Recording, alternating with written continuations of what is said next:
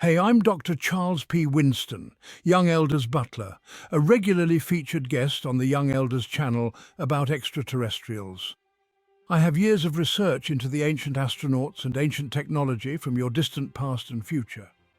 Over 30 ancient cultures reference interaction with physical beings they considered to be gods. Modern archaeology considers these stories to be myth. We will discover the reptilian draconian agenda hidden in plain sight in this amazing video. From the dawn of civilization, whispers have echoed through the ages. These whispers, often dismissed as mere folklore or the ramblings of the superstitious, have persisted through time, refusing to be silenced. They speak of beings not entirely human, beings that have walked among us since the very beginning. Tales of strange beings, reptilian in nature, lurking in the shadows. These stories are not confined to one culture or one era. They span continents and centuries, suggesting a universal truth that transcends human history. In the dark corners of our world, in the places where light barely touches, these entities are said to dwell, watching and waiting. These are not mere myths, but memories. Memories etched into the collective consciousness of humanity, preserved in the annals of history. Ancient scrolls and manuscripts, often dismissed as mere relics of a bygone era, hold within them the secrets of these reptilian beings. They are the silent witnesses to a hidden history, a history that has been deliberately obscured. Memories passed down through generations, warning us of a powerful force that has shaped our world. Elders recount tales to the young, ensuring that the knowledge of these beings is never lost. In ancient villages, around flickering fires, these stories are told and retold, each generation adding its own layer of understanding and fear. They are the reptilians, ancient and cunning, masters of disguise and manipulation. Their ability to blend in, to change their appearance, has allowed them to remain hidden for millennia. Like the chameleon, they adapt to their surroundings, becoming one with the environment, making it nearly impossible to distinguish them from ordinary humans.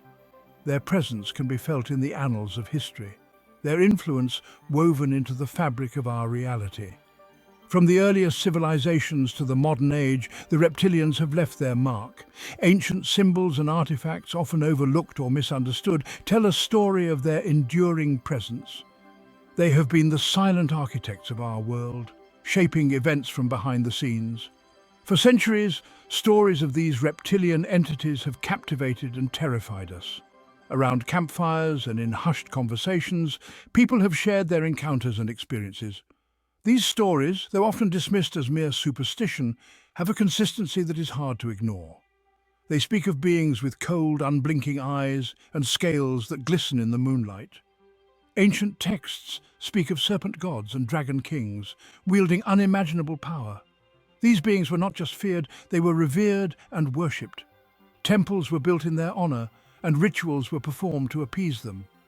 The serpent and the dragon, symbols of power and wisdom, are recurring motifs in these ancient texts, hinting at the true nature of the reptilians.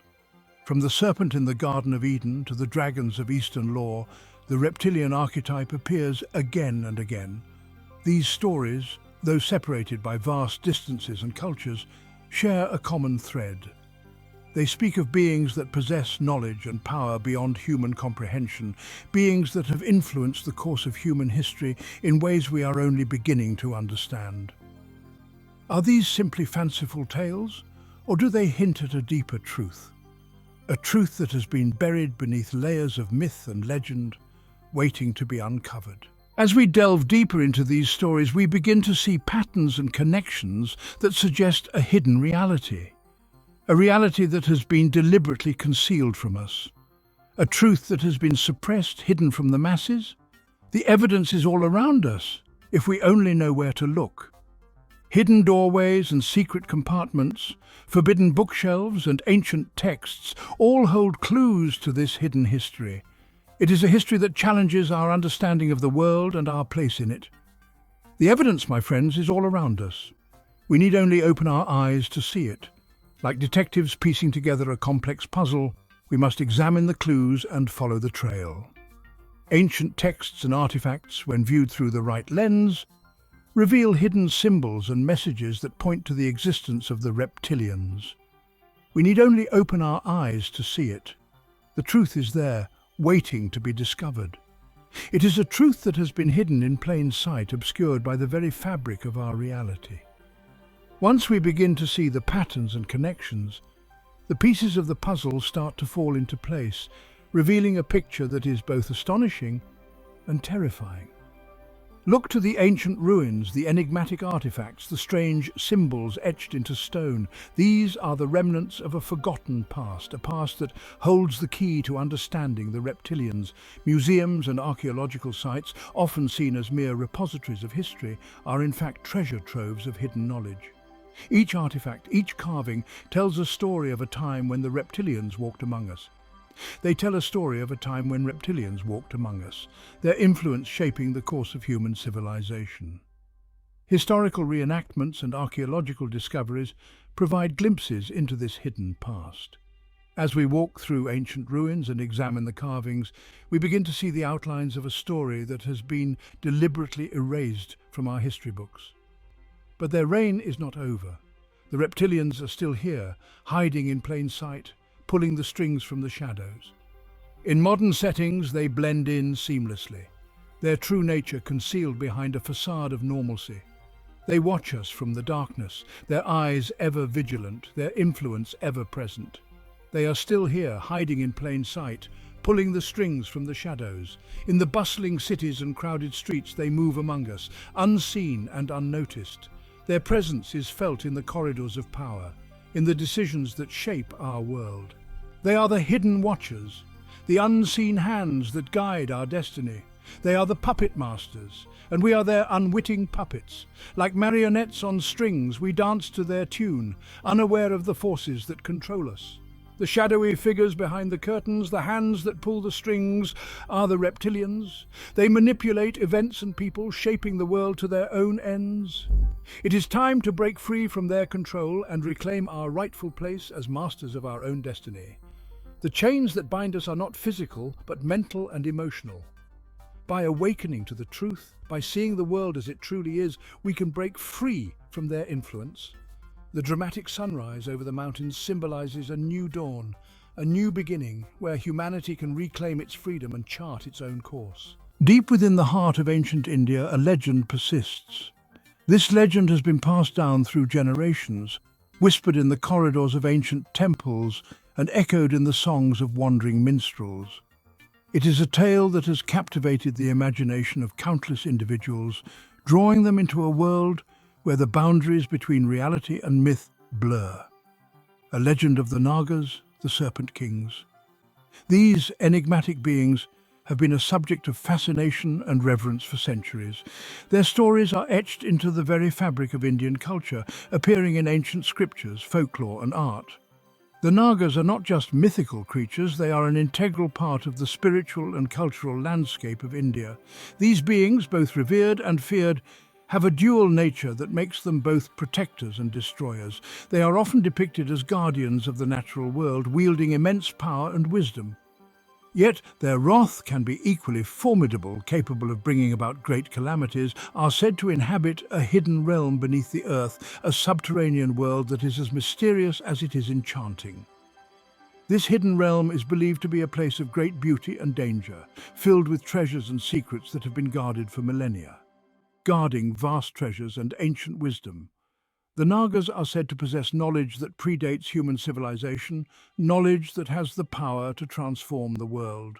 Their treasures are not just material wealth, but also include ancient scrolls and manuscripts that contain the secrets of the universe.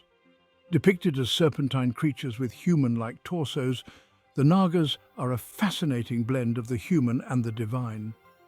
Their form symbolizes the union of the earthly and the celestial, a bridge between the mortal and the immortal. The Nagas are more than just mythical beasts. They are embodiments of cosmic principles representing the eternal cycle of creation and destruction. Their presence in mythology serves as a reminder of the delicate balance that sustains the universe. They are powerful entities capable of great benevolence and terrible wrath. Their dual nature makes them both protectors and avengers, capable of bestowing blessings or curses depending on the actions of those who encounter them. The Nagas are deeply intertwined with Indian mythology and spirituality. They are worshipped in various forms and are often invoked in rituals and ceremonies. Their presence is felt in the sacred rivers, the temples, and the very air that surrounds these holy places. They are said to be the guardians of sacred waters and the protectors of hidden knowledge. The rivers and lakes where they dwell are considered to be imbued with their divine essence, making them places of pilgrimage and reverence. Legends abound of their interactions with humans, tales that range from acts of kindness to stories of vengeance. These interactions often serve as moral lessons, teaching the values of respect, humility, and the consequences of hubris, sometimes offering aid, sometimes exacting retribution. The Nagas are known to reward those who show them respect and reverence, but they are equally quick to punish those who wrong them or desecrate their sacred spaces. One famous tale speaks of a Naga king who gifted a powerful mantra to a devoted sage. This mantra was said to have the power to heal and protect, a testament to the benevolent side of the Nagas. Another tells of a vengeful Naga princess who cursed an entire kingdom for the transgressions of its ruler. This story serves as a cautionary tale, warning of the dire consequences that can result from disrespecting these powerful beings. But the Nagas are more than just characters in ancient stories. They are symbols of deeper truths, representing the primal forces that shape our world. Their stories are not just tales of the past, but are reflections of the eternal struggles and triumphs that define the human experience. They represent a powerful archetype, a symbol of the primal forces that govern the universe. The Nagas embody the duality of existence, the constant interplay between creation and destruction, order and chaos. The serpent, in many cultures, is associated with wisdom, transformation, and the cycle of life and death. This symbolism is not unique to India, but is found in various cultures around the world, highlighting the universal nature of these archetypes. The Nagas embody these qualities, reminding us of the hidden depths that lie within us all. They are a symbol of the mysteries that lie beneath the surface, the unseen forces that shape our lives and our world. Their existence, shrouded in mystery, continues to fascinate and intrigue. The allure of the unknown, the promise of hidden treasures and ancient wisdom draws us into their world, inviting us to explore the depths of our own souls. Are they merely figments of our imagination, or do they represent a deeper truth about the nature of reality? This question has puzzled scholars and mystics alike, prompting endless debates and discussions. The answer, my friends, lies hidden within the ancient texts, waiting to be uncovered. These texts, filled with cryptic symbols and esoteric knowledge, hold the key to understanding the true nature of the Nagas and the mysteries they guard. As we delve deeper into these ancient writings, we may find that the Nagas are not just mythical beings, but are reflections of the profound truths that lie at the heart of our existence. The Nagas, also referred to as the reptoids, reptiloids, reptans, homosaurus, lizard men, or the large-nosed reptilians. They play a significant role in the legends of ancient Africa, India, and Tibet, where they are considered by some to be demoniacal residents of a subterranean realm. They are described as being around 7 to 8 feet, tall and of various colours, grotesque, but most often mouldy greenish with scaled crocodilian skin. They descended from a branch of bipedal sauroids which existed billions of years ago on Earth and via mutation and natural selection developed the brain-body coordination necessary to develop a technology. Some abductees claim that the lizard people resemble a humanoid version of a reptilian. A group of these beings left and went to Sirius B about 70 billion years ago. They became known as the Nomos, those who claim to know the most.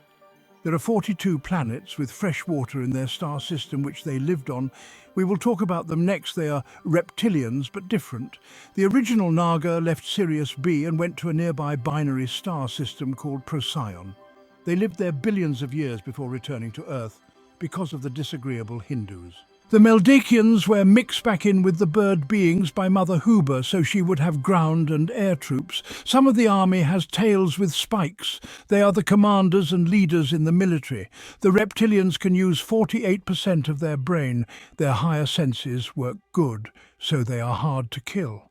You can stab them right above the groin where their second heart is. Yes, they have 2 hearts. When Mother Hubur mixed them back with birds, now you have reptilians with wings. Some had 2 wings, some with 4 and some with 6 wings. Keep in mind there is many different species of draconians.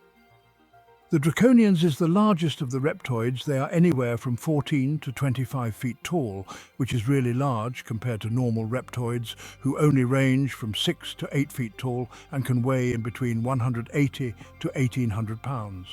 Some have horns, the ruling class have the horns, some just have 2, and some have them wrapped around their head like a crown. They are what the Christians call the devils or demons in the Bible. The Draconians are an extraterrestrial race who live on many planets in the Draco star system, which is 148 light-years from Earth. Some sources claim that the Draconians, aka Dracos, represent the Saurians that left the Earth to colonize the Draco constellation, eventually giving rise to the hostile Draconian Empire. They have also been known as the Chikar, also spelled Chiaka. They are a part of the dragons that the Bible speak about in Revelation chapter 12. When it talks about a war in heaven, 5th dimension with dragons, it's these beings who we fought and kicked out the 5th dimension. They were led by humanoid reptilian greys called the Valkun/Vulcans or Meldekians. This species was called Jinn. The cone-head Gemonians mixed with the Draconians and created a cone-head. Draconians who are disagreeable. They drink blood and eat flesh. These beings are one of the highest-ranked Draconian type. They can get as tall as 7 feet tall. They are very cocky and see human as just slaves and food. The only answer to the Vulcans' grey reptilians, who are the head of the Draconian race. The military is trapped on the 4th, and the leaders are trapped on the 6th. They all want out. These reptilians later mixed with the Hindus from Nirvana. The mixing took place on Pluto and Titan about 66 billion years ago. They are the Vulcan Greys. This created a humanoid-looking reptilian that could fit in among us. This is how they were able to get in with the human. They look like humans, but they aren't human. This is why they can do the things they do with our children. We are fighting these beings right now as we speak. These sinister creatures are literally sustained by the fear of the races they have subjugated and that they particularly enjoy feeding on children. Additionally, they have been described as a hive-based society, with the warriors being ruled over by a seldom-seen elite caste which never leaves their capital world. This elite is sometimes depicted with wings, similar to the aforementioned elders. Like their ancestors, the Draconians typically operate from subterranean outposts and are masters of conquering worlds by secret manipulation of figureheads. Draconian is an adjective meaning of great severity that derives from Draco, an Athenian law scribe under whom small offences had heavy punishments. Draconian was strictly a race as they were evil servants from Tiamat. The Draconians were a very formal race, known for their adherence to rules and traditions. They believed that their clan rules were made to be followed. Draconians also believed that males should not show sadness or cry. They had a strong sense of honor, symbolized by their weapons. Like a million other worlds right across the universe, Draconia had the representation of the horned beast in its legends. The beast claimed to be this devil, along with all of the others in every religion which had such a figure. Draconia was one of many worlds in the universe which had developed a form of astrology. Draconians also played a chess-like game with Sazu. Sazu were game pieces in a game similar to chess. They might be pocket-sized or life-sized for an emperor's set. In Draconian heaven, giant paper Sazu were folded to keep the deathless emperors amused during the afterlife. They lived in houses that have curved walls and no straight lines and were coloured green. A typical Draconian clothing style was black robes with high, pointed shoulders. Nobles like the prince and ambassadors wore a large green crystal hanging around their necks. Their emperor, whose shoulder plates rose to the highest peaks, wore a blue crystal. Former emperors, known as the Deathless Emperors, were kept in orbit of Draconia. There could be several queen and princes at the same time. Respect was expected towards superiors. Before speaking to the emperor, nobles asked to speak, bowed and kissed the emperor's claws, then said, "My life at your command." The albino or white dragon is rare and treated different from the rest of the Draconians. Lower classes and women are not allowed to speak to the emperor at all, though by the time of the New Galactic Republic, women had more rights. Draconians had no freedom of speech. Only nobles were allowed to express opinions publicly. In general, nodding was expected when talking to a superior. Strands of their DNA were found in the DNA of the chicken-like animals encountered. The Draconians' interstellar empire was a monarchy, led by the queen or king and their court of nobles. They built an empire so large it rivaled even Earth's own empire. Despite this, the two largely coexisted, with both races believing strongly in high morals and honor. The Draconians were a tall reptilian species. They had pointed ears and bulging foreheads. They also had scaly skin on their necks and bodies. They're a race of dragons, some humanoid dragons, also called dragon men because they walk upright and are human-sized. Draconians have scaly bodies like a dragon's, a snout and short, stubby tail.